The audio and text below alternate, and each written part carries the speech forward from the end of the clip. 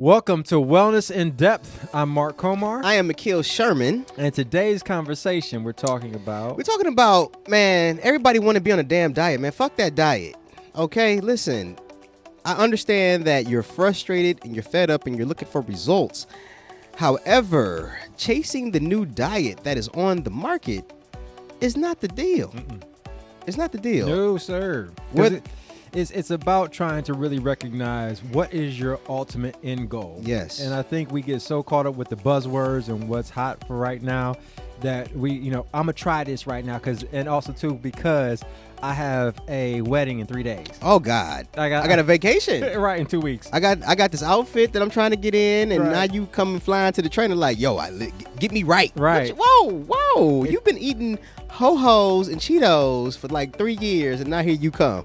You can't do that, people. You can't do that. And that's why these diets are what we cling to, and this is why we want to try to do something for the short-term success, which does not at all allow us to be long-term sustainable. Right. And when that's the ultimate objective, I do believe when most people embark upon the idea that they want to change their nutritional lifestyle, I believe it's because you want to go from point A to point Z, right? But also keep point Z for the remainder future that you see for yourself. Because the thing is, people don't think about what happens on the other side of the results. They're not looking at the sustainability of whatever mode that they're trying to do, whether it's keto or paleo or being a vegetarian or going vegan. Like, those things can work depending on, but people don't do any research. No. They don't do any research, and it's usually just a reaction because they're unhappy with their current level of fitness, and they just decide to jump into the new thing. And then really, because I always equated diets to to being similar to a roller coaster, where you get on it, it takes you up, takes you down, takes you all around. And then when it's over, you're trying to figure out what the hell just happened. You know what I'm saying? Like it's the same thing. Do I want to get back on it, or do I want to go home and right? But that happens. People get back on it, right? They do. And so but when you aren't thinking about the long-term approach, you're not thinking about sustainability. That is where the yo-yo effect comes from. That's why you regain the weight, because you were trying to do something that you couldn't maintain, and your body may not have liked it. Like a lot of people, arbitrarily cut calories. They eliminate certain foods, but they take these measures that either mentally they're not prepared for, or their body doesn't agree with. And then you may see some results, but then what measures do you need to take to sustain that? Right.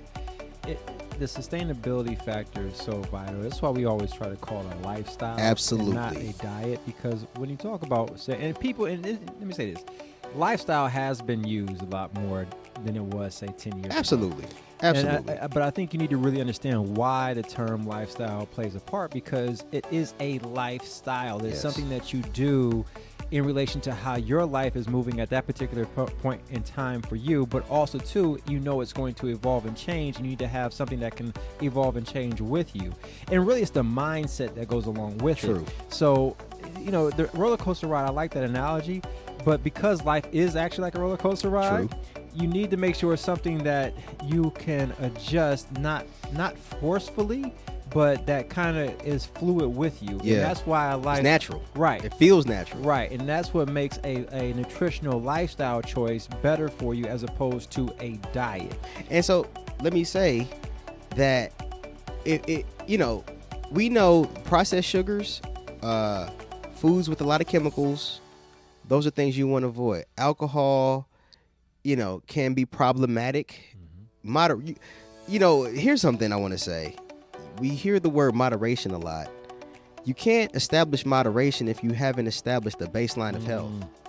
If you aren't eating fruits, vegetables, eating lean sources of protein, drinking water, and doing quote unquote, the health, if you're not engaging in healthy behaviors on a consistent basis, incorporating the indulgences, it's hard to measure, what that means in terms of moderation, because you haven't established any kind of consistency. So moderation can only occur after you establish a certain level of consistency.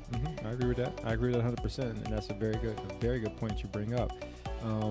The consistency factor is vital, and then you're like, well, what should I be consistent with? Like you said, if you're eating processed food, there's certain little elements that you can take, take out. And we talked about this in other episodes, where we talk about breaking down small variables, not the full variable. We talk about it in the caloric deficit. Right. So if you haven't seen that video, we'll put a link to that. Yeah. But we talk about not trying to cut 500 calories or 1,000 calories. Like 25 to 50 calories being cut is sufficient enough to monitor that for a period of time with the consistency, right? Measure with the consistency that he's talking about to see how you feel. We underrate the variables of, I'm more alert after, eating. I'm more, for a long work session. I don't feel sluggish.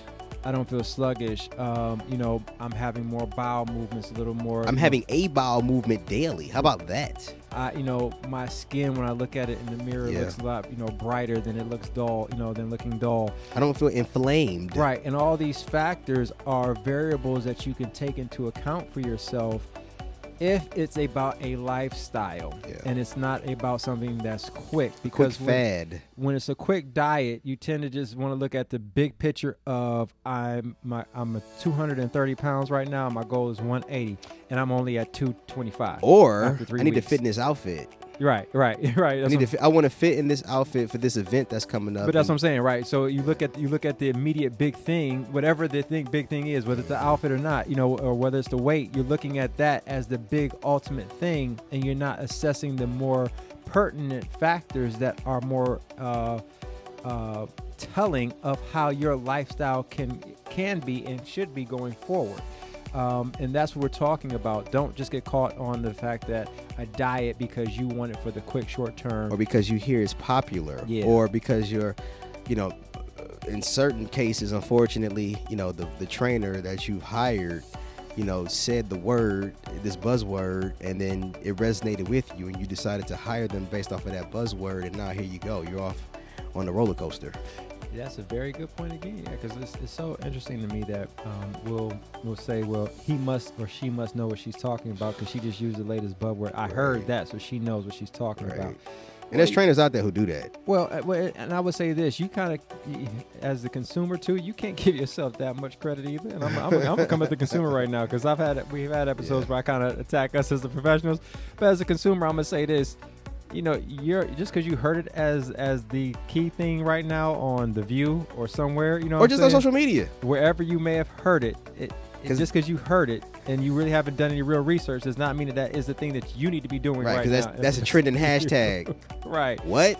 So, right. And so it's just, because I'm going to say, because I said The View and you say social media, which I agree with. I don't want to keep indicting social media because at the end of the day, there still is a massive number of people who watch TV, you know what I'm saying, and get their regular information based off of what's on the regular everyday news, regular sitcoms, and regular TV shows. You know what I'm saying? So wherever you're seeing this, if you're not doing deep diving research, which is normally deep dive research, generally you're trying to get at least 5 or more sources, right, to verify the fact that you think is the fact at that moment in time. When you're in college, think about how many sources you have to cite when you're trying to write your thesis statement. You know what I'm saying? That's if you were a good group member, because some of y'all was out there like, I'm gonna just wait till they get their work done. That was you. That was him actually. Hey, but no, I understood the assignment though. I understood we need. Hey, when I got in front of the professor, professor, we got all 20 sources. You go present this. You ain't do no work. Yo, Samantha, did we get all 20 sources? Samantha, I did not like this guy. But I knew we needed more than like 2 sources. I'm super talking noise. I'm just talking shit. Right. My boy Dante said. And my mama said. See right there, Dante. He sound like he don't know what he's talking about.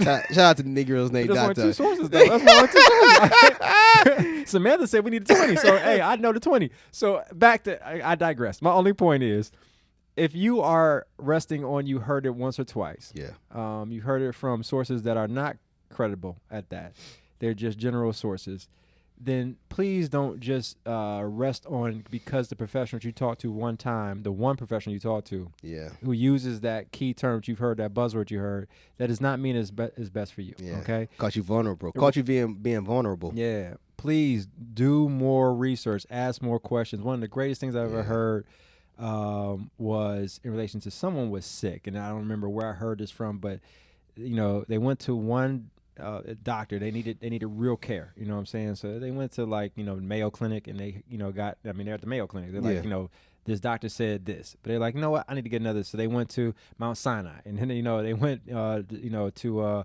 Emory. And they kept pursuing multiple until they actually found on their 5th, 6th, 7th one, they found the actual answer to their problem. You know what I'm saying? And their situation was life-threatening, true enough. But we have to treat this life that we have like a life-threatening situation because it's the only time only one life we have to live. And so for my folks who may have heard this and heard what he just said and feel like I don't have time for all of that, well, I would ask you, what's the alternative? So because at the end of the day, I like to say we only have two things, which is our time and our health. That part. And so, for you to feel as if you don't have enough time, well, I mean, if you don't have your health, well, what else are you spending your time doing? Right. If you don't have enough time to ask multiple questions for your own health. Yeah. That sounds kind of crazy, guys. You know what? But you're absolutely correct because it is that ludicrous. It is that fucking crazy that people really, listening, we've done this. We will spend more time asking more questions about a car. More questions about, our house. We'll spend more time on Amazon trying to make sure we got the best deal. We'll read reviews about something that have nothing to do with nothing. Nothing to do with nothing, It's bro. a bag. It's a bag. Does the bag hold, how much does it hold? How can I fit it? Talk about it. Can I fit it in the overhead? Can I put it up under my seat? I heard these last 18 reviews, but I need another 16 more to verify. And you're going to deep dive for that. Right. But we will not do the same deep dive like he's saying for your body, for your health, for your peace of mind. For your peace of mind, for your ability to be able to handle the stress loads that are coming to you from work, from people honking to you on the freeway, from the news that you see, from just life that we live. You will not do a deep dive. And I'm going to get on my soapbox for 2 seconds. It's so important, people, that you take the understanding that this is, like he always says, this is not a dress rehearsal. We're only given this one time, this one body. So if you can't ask enough questions right now, I guarantee you this: if you're blessed to live into your 50s, late 60s, 60s, 70s, and 80s, at some point you're gonna have to answer those questions that you didn't ask before. You know what I'm saying? You got to get answers to those questions that you did not want to take time to ask. And at that point, it's too late. At that point, we're now making. Sorry about that. Yeah, I was at that point we were making. He was talking. He was going so hard. So I got choked up. My bad. So at that point, we need to. It's too late because you cannot make up for lost time, and you can't get back bad health. We only have a certain set of neurons in our biochemistry that once they're gone, they're gone. You can't replace them. So I don't give a care how much pharmaceutical drugs you take. I don't give a care how many times you go see a doctor. They're not going to be able to replenish what you've lost over the past 20 or 30 years. So take the time to ask the questions necessary that will allow you to get the information you need to be beneficial for the action steps that you need to take. And then you need to take the proper action steps on a consistent basis that will allow you to see the gains you need over the proper time given. Don't expect for it to happen in 2 days, 2 months, and if you've been out of it for a long time, give it the time to work. You know what I'm saying? But I guarantee you, if you do, within 2 years, you'll see the results you want to see. You know what I'm saying? So that's just one thing. I'm glad you brought that up. That I definitely have to harp on. It's just you guys, we have to take it serious, man. Here. We gotta take it serious because it's just you got time for. What's the alternative? Yeah. You got to ask yourself that question. That's all vodka, by the way. All vodka. No, it's water. I'm talking. I'm just teasing y'all guys. Who drinks that pure vodka? Listen, if it's they out there. If you're watching this show, we need to DM. You need to message us and let us know. How you take to the head. Looking for sponsors. No. Wellness in depth. Right. So jokes. These are jokes, folks. At the end of the day, diet is not the way to go. Lifestyle is the way to go. Absolutely. All right? Sustainability. Think about what you want long term, and is what you're doing sustainable 5, 10, 15, 20, 30 years down the line, guys. Right. Not a So, quick fix. And please, which we'll talk about this in another episode, stop hopping on this. I got a deadline within 24 hours I'm trying to achieve. I got a deadline within the next 8 hours. I need to be 30 pounds lighter. You should have been thinking about that before you came. We're going to talk about that, how to game plan better for that on another episode. But, no diets, lifestyle. We appreciate you guys. Thank you for watching. We appreciate y'all. We'll see y'all next time. Talk to you soon.